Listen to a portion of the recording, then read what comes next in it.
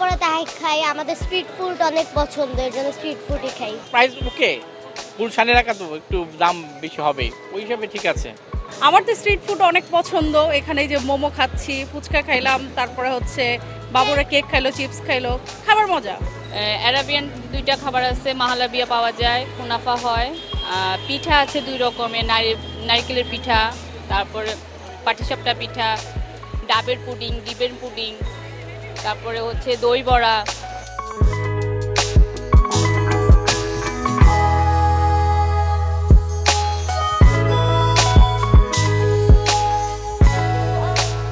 Butter chicken খেয়েছি, তারপর chicken আর French fry খেয়েছি, আর দই ফুচকা খেয়েছি।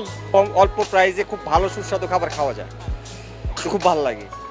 অনেক ভালো, রিজনেবল প্রাইসে পাওয়া যায়, এই জন্য আসা হয় আর কি। গুলশান অনুযায়ী প্রাইসটা ঠিক আছে, কিন্তু রিজনেবল পড়া চলবে না। 3 বছর পরে, আগে তো এরকম ছিল না, so it's kind of cool seeing all this. বিশেষ করে দই ফুচকাটা খুব ভালো লাগে সবার।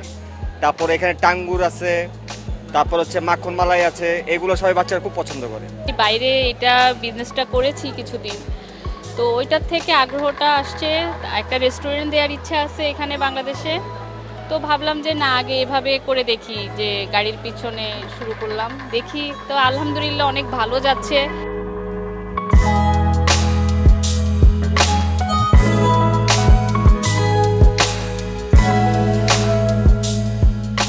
একটা আপনার আমেরিকান কনসেপ্টের মতো আর কি, BYOB, bring your own bag. So আমরা ওইটাকে একটু মডিফাই করে আপনার চিপসের প্যাকেট দিয়ে নাচোজের মতো খাবারটা আসলে ফিউশন করেছি আর কি, যেটা আসলে বাংলাদেশে এখন রিসেন্টলি পপুলার হয়েছে, অনেকে পছন্দ করেছে, অ্যাপ্রিসিয়েট করেছে। আমি সন্ধ্যা 7টা থেকে রাত 2টা পর্যন্ত থাকি, অনেক সময় 12:30টা পর্যন্ত থাকি।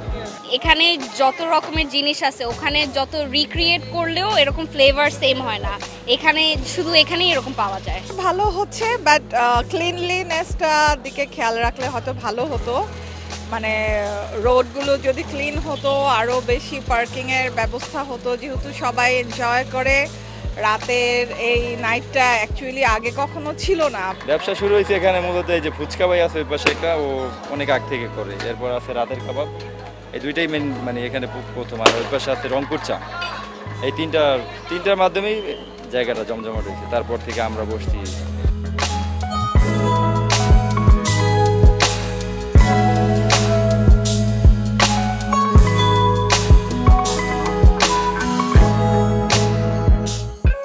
এটা তো ভালো লাগে সবসময়। আমি আমার হাজব্যান্ড আসা হয়, ফ্যামিলির সাথে নিয়েও আসা হয়, সবসময় আসা হয়, ভালো লাগে। যে কোনো জায়গায় হোক রাতের ভালো লাগে আর কি। আমার জব শেষ করে এখানে এসে কাজটা করতেছি, আর সেলও আলহামদুলিল্লাহ ভালো হচ্ছে, তো সেই ক্ষেত্রে আলহামদুলিল্লাহ মানে পরিশ্রম করলেও অতটা খারাপ লাগে না, আলহামদুলিল্লাহ সব থেকে।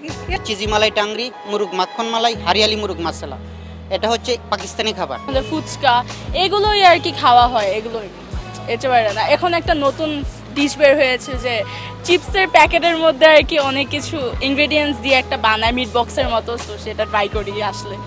কেক, মোমো, অনেক কিছু, ফুচকা।